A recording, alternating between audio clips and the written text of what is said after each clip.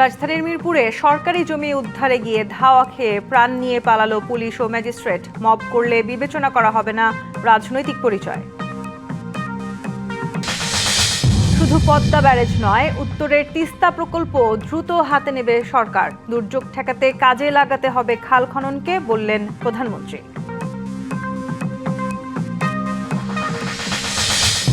ঢাকার পল্লবীতে ধর্ষণের ঘটনা ধামাচাপা দিতে শিশু রামিসাকে হত্যা। আদালতে সোহেল রানার স্বীকারোক্তিমূলক জবানবন্দি পাঠানো হলো কারাগারে।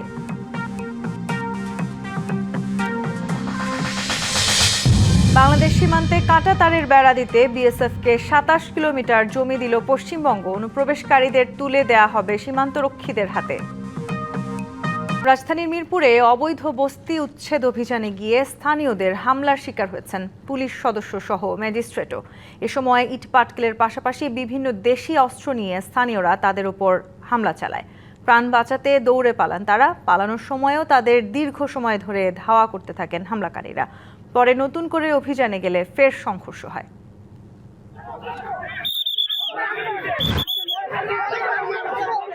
বুধবার দুপুর 12:30 মিরপুরের কালশির বাউনিয়াবাদ এলাকায় গৃহায়নের জমি উদ্ধারে যায় একজন নির্বাহী ম্যাজিস্ট্রেটের নেতৃত্বে পুলিশ সদস্যরা। উচ্ছেদ কার্যক্রম শুরু হওয়ার পর থেকেই ক্ষিপ্ত হয়ে ওঠে স্থানীয়রা।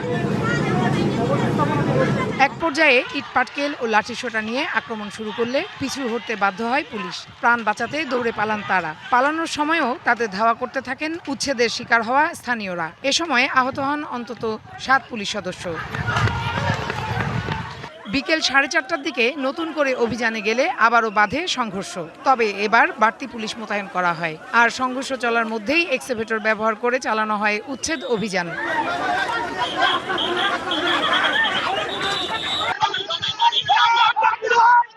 10 থেকে 15,000 মানুষকে তাদের বাসস্থল থেকে এভাবে উচ্ছেদের গ্রহণযোগ্যতা নিয়ে প্রশ্ন ওঠে স্থানীয়দের। প্রশ্ন করছি কিসের কারণে?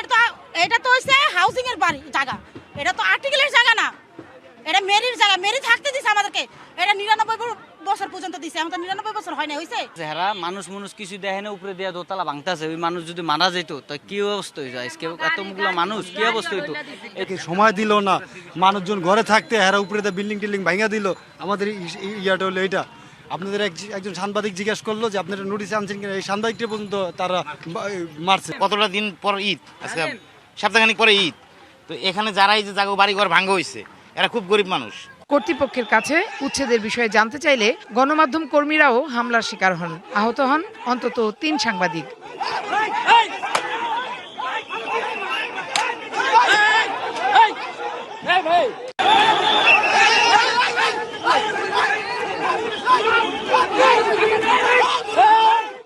তবে অভিযানের বিষয়ে গৃহায়ন কর্তৃপক্ষ ও পুলিশ কেউই আনুষ্ঠানিক কোনো বক্তব্য দেয়নি।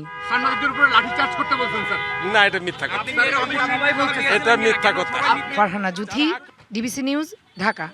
মব সন্ত্রাসের বিরুদ্ধে পুলিশের অবস্থান কঠোর। দেখা হবে না অপরাধীর রাজনৈতিক পরিচয়, এমন হুঁশিয়ারি দিয়েছেন নতুন ডিএমপি কমিশনার মোসলেহউদ্দিন আহমেদ। দায়িত্ব নেওয়ার পর প্রথম প্রেস ব্রিফিংয়ে তিনি আরও বলেন, থানায় সেবা নিতে গিয়ে হয়রানির শিকার হলেই সংশ্লিষ্ট পুলিশ সদস্যের বিরুদ্ধে তাৎক্ষণিক ব্যবস্থা নেওয়া হবে। নতুন দায়িত্ব পর 3 দিন পর প্রথমবারের মতো নিজের পরিকল্পনার কথা তুলে ধরতে গণমাধ্যমের মুখোমুখি হন নবনিযুক্ত ডিএমপি কমিশনার মোসলেহউদ্দিন আহমেদ। নগরের আইন শৃঙ্খলা পরিস্থিতি তুলে ধরে ডিএমপি কমিশনার জানান, রাজধানীর থানাগুলো দালাল মুক্ত করতে কাজ করছে পুলিশ। সেবা প্রার্থীদের জন্য থানা হবে জনবান্ধব, সেবাবান্ধব এবং থানায় কোনো দালালের অস্তিত্ব থাকবে না। যদি কোনো থানায় কোনো দালালের সংবাদ আপনারা পান, সাথে সাথে আমাদেরকে জানাবেন, আমরা তার বিরুদ্ধে ব্যবস্থা নেব। কিশোর গ্যাং, চাঁদাবাজ ও ছিনতাইকারীদের বিরুদ্ধে কঠোর অবস্থানের কথাও জানান তিনি। বলেন, অপরাধী যেই হোক কোনো ছাড় নয়। কিশোর গ্যাংয়ের বিরুদ্ধে আমাদের অভিযান অব্যাহত আছে। ছিনতাই এবং যে কোনো ধরনের চাঁদাবাজির বিরুদ্ধে আমাদের 0 টলারেন্স। অপরাধী যেই হোক তার কোনো রাজনৈতিক বা সামাজিক পরিচয় বিবেচনা করা হবে না। দায়িত্ব পালনে পুলিশের কেউ অবহেলা করলে তার বিরুদ্ধে তাৎক্ষণিক ব্যবস্থা নেওয়া হবে, জানান ডিএমপি কমিশনার। এছাড়া জামিনে থাকা শীর্ষ সন্ত্রাসীরা অপরাধে জড়ালে কঠোর ব্যবস্থা নেওয়া হবে। চলতি মাসে 1000-এর বেশি চাঁদাবাজ ও মাদক কারবারিকে গ্রেপ্তারের তথ্য জানান police commissioner. Khalid Hasan, DBC news. Padma ব্যারাজের পাশাপাশি তিস্তা প্রকল্পের কাজেও দ্রুতই হাত দেবে সরকার, এমনটাই জানালেন প্রধানমন্ত্রী তারেক রহমান। বলেন, দুর্যোগ মোকাবিলা করতে হলে পরিবেশ ধ্বংস করা যাবে না। খাল খনন শুধু রাজনৈতিক প্রতিশ্রুতি নয়, এটি দুর্যোগ মোকাবেলায়ও কাজ করবে। গাজীপুরের টঙ্গীতে জাতীয় দুর্যোগ ব্যবস্থাপনা, গবেষণা ও প্রশিক্ষণ ইনস্টিটিউট ভবনের ভিত্তিপ্রস্তর স্থাপন ও সুধী সমাবেশে এসব কথা বলেন প্রধানমন্ত্রী। বন্যা, ঘূর্ণিঝড়, তীব্র তাপপ্রবাহ, ভূমিকম্প, নদী ভাঙন ও জলোচ্ছ্বাসের মতো নানা দুর্যোগ যার নিত্যসঙ্গী, সেই পৃথিবী বৃহৎ বদ্বীপ খ্যাত বাংলাদেশে এরকম দুর্যোগের কারণে জনজীবন বিপর্যস্তের পাশাপাশি প্রতি বছর বড় অঙ্কের আর্থিক ক্ষতি হয়। সক্ষমতা বৃদ্ধি, ঝুঁকি হ্রাস সহ দুর্যোগ মোকাবেলায় প্রশিক্ষিত জনবল তৈরি এবং জলবায়ু পরিবর্তন সংক্রান্ত বিভিন্ন ধরনের দুর্যোগের উপর গবেষণা করতেই গাজীপুরের টঙ্গীর ২৭ এলাকায় এই জাতীয় দুর্যোগ ব্যবস্থাপনা, গবেষণা ও প্রশিক্ষণ ইনস্টিটিউট ভবন বুধবারের ভিত্তিপ্রস্তর স্থাপন করেন প্রধানমন্ত্রী তারেক রহমান। এ সময় তালগাছের চারা রোপণ ও একটি পুকুরে মাছের পোনা অবমুক্ত করেন সরকার প্রধান। এরপর সুধী সমাবেশে অংশ নিয়ে প্রধানমন্ত্রী বলেন, দেশে জনসংখ্যা ও বসতবাড়ি বাড়ায় খালবিল ভরাট হচ্ছে, কমছে কৃষি জমি। এ নিয়ে উদ্বেগও প্রকাশ করেন তিনি। এই জনসংখ্যা একদিকে যেমন বাড়ছে, তাদের বাসস্থানের প্রয়োজন। আরেকটা জিনিস খেয়াল করে দেখবেন খুবই জরুরি, সেটি হচ্ছে বাসস্থান তৈরির সাথে সাথে মানুষের স্কুল, কলেজ সবকিছু তৈরি হওয়ার সাথে সাথে কিন্তু ফসলি জমির পরিমাণও কমছে। খাল খনন শুধু রাজনৈতিক এজেন্ডা নয়, এ কর্মসূচি সামগ্রিক পরিবেশের ভারসাম্য রক্ষায়ও অনেক গুরুত্বপূর্ণ বলে মত দেন প্রধানমন্ত্রী। এই খাল খনন কর্মসূচির সাথে মানুষের জীবন ওতপ্রোতভাবে জড়িত। এই খাল খনন কর্মসূচির সাথে কৃষি জড়িত। এই খাল খনন কর্মসূচির সাথে এই ভূমিকম্প পর্যন্ত জড়িত। পদ্মা ব্যারেজ নির্মাণের কারণও তুলে ধরেন সরকার প্রধান। বলেন, তিস্তা প্রকল্পের কাজও শুরু করা হবে। রাজশাহীতে আমরা পদ্মা নদীর সাথে পদ্মা ব্যারাজ তৈরি করব। আমরা কেন চাচ্ছি আমরা ব্যারাজটি করতে? এই ব্যারাজটি আমরা এই জন্য করতে চাচ্ছি যে বর্ষাই বলুন, শুকনো মৌসুমি বলুন, যখনই হোক আমাদের দেশের মানুষ, কৃষকই হোক বা যে কোনো মানুষ হোক, তারা যাতে পানি পায়। সস্তা জনপ্রিয়তার জন্য অনেক কথা অনেকে বলতে পারে, তবে আপনাদের সকলের সামনে আজকে আমি পরিষ্কার একটি কথা বলে যাই, ইনশাল্লাহ এই বিএনপি সরকার পদ্মা ব্যারেজের কাজেও হাত দেবে, ইনশাল্লাহ তিস্তা ব্যারেজের কাজে হাত দেবে। প্রকৃতি পরিবেশকে সুরক্ষা রাখতে সবাইকে শপথ নেওয়ার আহ্বানও জানান তারেক রহমান। প্রকৃতি যেভাবে ঠিক থাকতে পারবে, প্রকৃতিকে যত কম ডিস্টার্ব করা যায়, আমরা সেই কাজটা ইনশাল্লাহ করব। সরকারের বয়স মাত্র ৩ মাসের কাছাকাছি। নানা প্রতিশ্রুতি বাস্তবায়ন, একই সঙ্গে বিভিন্ন উন্নয়ন প্রকল্প উদ্বোধনী আয়োজনে দেশের এক প্রান্ত থেকে অন্য প্রান্তে ছুটে চলেছেন প্রধানমন্ত্রী তারেক রহমান। তারই অংশ হিসেবে এখানে ৮ একরের বেশি জায়গা জুড়ে প্রতিষ্ঠিত হবে জাতীয় দুর্যোগ ব্যবস্থাপনা, গবেষণা ও প্রশিক্ষণ ইনস্টিটিউট। সংশ্লিষ্ট সহ স্থানীয়জনরা বলছেন, এভাবেই প্রধানমন্ত্রী তারেক রহমানের হাত ধরে গড়ে উঠবে নতুন আগামীর বাংলাদেশ। Anwar Hossain, DBC news, Tongi, Gazipur. আনসার ও গ্রাম প্রতিরক্ষা বাহিনীর সদস্যদের চেইন অফ কমান্ড মেনে চলতে হবে। শৃঙ্খলা, পেশাদারিত্ব এবং দেশপ্রেমের মাধ্যমে এই বাহিনী ভবিষ্যতে প্রযুক্তি নির্ভর মানবিক বাহিনী হিসেবে আত্মপ্রকাশ করবে।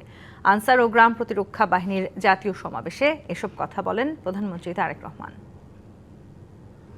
বুধবার সকালে গাজীপুরের শফিপুরে বাংলাদেশ আনসার ও গ্রাম প্রতিরক্ষা বাহিনীর জাতীয় সমাবেশে যোগ দেন প্রধানমন্ত্রী।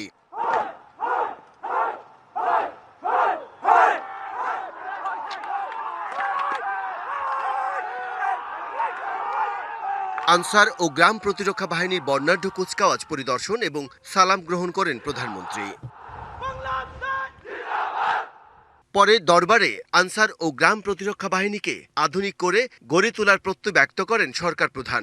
বলেন, দুর্যোগ ব্যবস্থাপনায় নির্ভরযোগ্য হিসেবে জনগণের আস্থা অর্জন করছে এই বাহিনী। আজকের আনসার ও গ্রাম প্রতিরক্ষা বাহিনী একটি গণমুখী প্রতিরক্ষা শক্তি এবং প্রান্তিক সক্ষমতার উৎস হিসাবে প্রতিষ্ঠিত। দুর্যোগ ব্যবস্থাপনা এবং প্রযুক্তি নির্ভর সেবা প্রদানের মতন গুরুত্বপূর্ণ ক্ষেত্রেও সক্রিয় অবদান রাখছে। আমি দৃঢ়ভাবে বিশ্বাস করি, আপনাদের নিষ্ঠা, শৃঙ্খলা, পেশাদারিত্ব এবং গভীর দেশপ্রেমের মাধ্যমে বাংলাদেশ আনসার ও গ্রাম প্রতিরক্ষা বাহিনী ভবিষ্যতে প্রযুক্তি নির্ভর মানবিক সামাজিক বাহিনী হিসাবে ইনশাল্লাহ আত্মপ্রকাশ করবে। আনসার ও গ্রাম প্রতিরক্ষা বাহিনী শৃঙ্খলা মেনে চলবে বলে আশা করেন প্রধানমন্ত্রী। কোনো বাহিনীর মধ্যে ডিসিপ্লিনের অভাব পরিলক্ষিত হলে তাদের সম্পর্কে জনমনে আস্থার সংকট সৃষ্টি হয় এ বিষয়ে অবশ্যই আমাদের খেয়াল রাখা অত্যন্ত জরুরি। আনসার ও ভিটিপির 4টি প্রধান স্তম্ভ সমন্বিতভাবে দেশের নিরাপত্তা ও তৃণমূলের আর্থসামাজিক উন্নয়নে গুরুত্বপূর্ণ ভূমিকা রেখে চলছে। উপজেলা পর্যায়ে এই বাহিনীর কার্যক্রম আরও শক্তিশালী করতে উপজেলা আনসার প্রবিধিমালা 2026 প্রণয়নেরও উদ্যোগ গ্রহণ করা হয়েছে। আনসার ও গ্রাম প্রতিরক্ষা বাহিনীর নানা আনুষ্ঠানিক আয়োজনে অংশ নেয়ার পর প্রধানমন্ত্রী উপভোগ করেন মনোজ্ঞ সাংস্কৃতিক আয়োজন।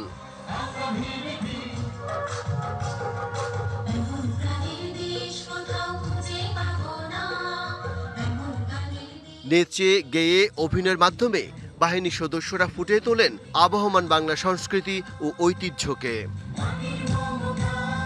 Bijan Kumar Das, DBC news. জামায়াত ইসলামী মবের রাজনীতি করে না, মাজার ভেঙে জামায়াতের ওপর দায় চাপানোর রাজনীতি করছে বিএনপি, এমন অভিযোগ জামায়াতের সেক্রেটারি জেনারেল মিয়া গোলাম পরওয়ারের।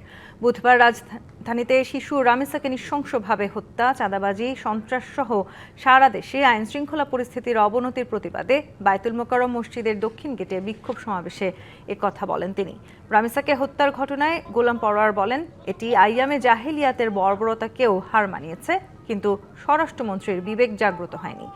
দেশে কাজ নেই মন্তব্য করে জামায়াতের সেক্রেটারি জেনারেল বলেন, গৃহহীন মানুষের আবাসস্থল উচ্ছেদ করতে যাওয়ায় তারা বাধ্য হয়ে পুলিশকে ধাওয়া দিয়েছে।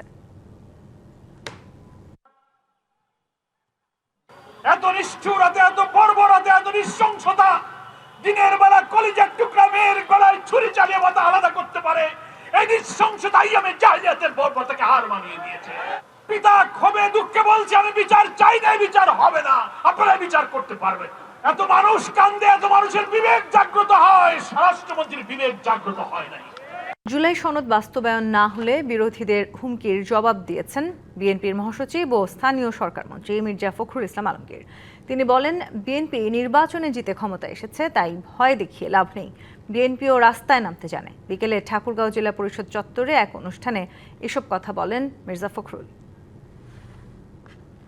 জুলাই সনদ অনুযায়ী যদি আইন না করা হয়, তাহলে নাকি ওরা দেশে আবার অঘটন ঘটায় দিল। আমরা তো উড়ে এসে জুড়ে বসিনি, আমরা আপনার নির্বাচন করেছি। সেই নির্বাচনে 300টা আসনের মধ্যে 213টা আসন আমরা পাইছি, 2/3 মেজরিটি, তাই না? সুতরাং আমাদেরকে ধমক দিয়ে লাভ নেই। রাজধানীর ব্যস্ততম এলিফ্যান্ট রোড এলাকায় একসময় সড়কের পাশের এসটিএস মানেই ছিল দুর্গন্ধ আর ভোগান্তি।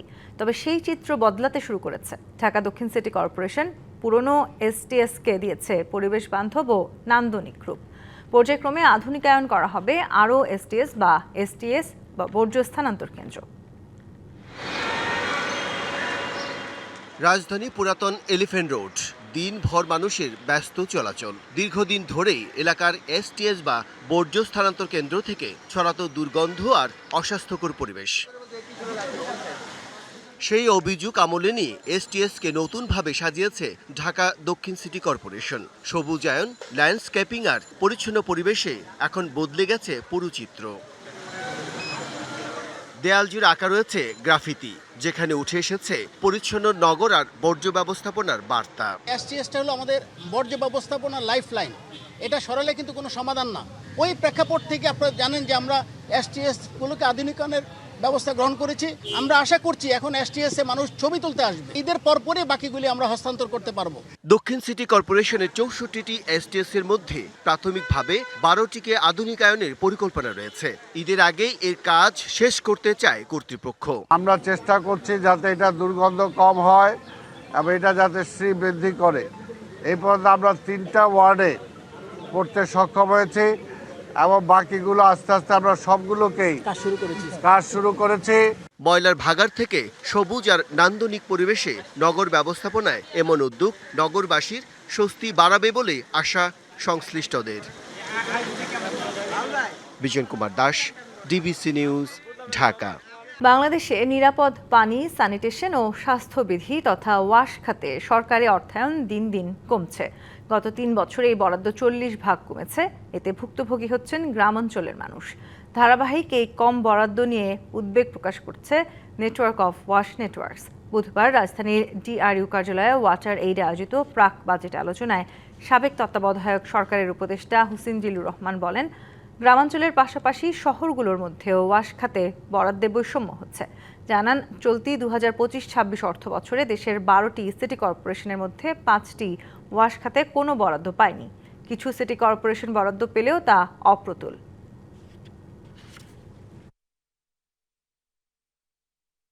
ক্লাইমেট ইম্প্যাক্টের কারণে হটস্পটসগুলো ইমার্জ করছে। আমরা তো শুধু দুইটার কথা বললাম, বোরিং এবং কোস্টাল। ইভেন আরবান এলাকা, আরবান হিট, একটা বড় ধরনের হিট আইল্যান্ডস তৈরি হচ্ছে কিন্তু শহরাঞ্চলে, এবং তার ধাক্কাটা বেশি পড়ছে দরিদ্র জনগোষ্ঠীর উপর। এগুলোর জন্য আমাদের এই ওয়াশ ইনফ্রাস্ট্রাকচারটা প্রায়োরিটাইজ করতে হবে এই পলিসিতে।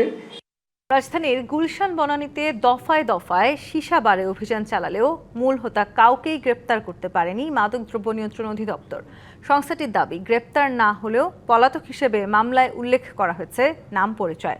অভিযান নিয়ে বুধবার দুপুরে মাদকদ্রব্য নিয়ন্ত্রণ অধিদপ্তরের তেজগাঁও কার্যালয়ে ব্রিফিং করে মাদকদ্রব্য নিয়ন্ত্রণ অধিদপ্তর। সীসা বারে অভিযানের পর তা ফের চালু হয় কিভাবে, এমন প্রশ্নে কর্মকর্তারা বলেন, সিলগালা করা তাদের কাজ নয়, দায় চাপান সিটি কর্পোরেশনের ওপর। এ সময় জানানো হয়, মঙ্গলবার রাতে বনানীতে 3টি সীসা বারে অভিযান চালিয়ে 3 জনকে গ্রেপ্তার করেছে। উদ্ধার করা হয়েছে বিপুল পরিমাণ বিয়ার, মদ ও সীসা সেবনের সরঞ্জাম।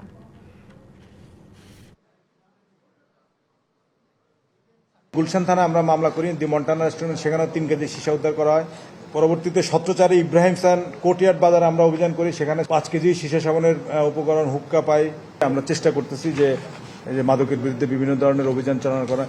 অনুপ্রবেশ ঠেকাতে বড়সড় পদক্ষেপ নিল ভারতের পশ্চিমবঙ্গের নতুন বিজেপি সরকার। সীমান্ত সুরক্ষায় বিএসএফের হাতে 27 কিলোমিটার জমি তুলে দিয়েছে রাজ্যটি। এছাড়া অনুপ্রবেশকারীদের চিহ্নিত করে সীমান্তরক্ষী বাহিনীর হাতে তুলে দেওয়ার নির্দেশ দিয়েছেন মুখ্যমন্ত্রী শুভেন্দু অধিকারী। নির্বাচনে জয়ের পরপরই সীমান্ত সুরক্ষার বিষয়ে কড়া পদক্ষেপ নেওয়ার ঘোষণা দিয়েছিলেন বিজেপি নেতা ও পশ্চিমবঙ্গের নতুন মুখ্যমন্ত্রী শুভেন্দু অধিকারী।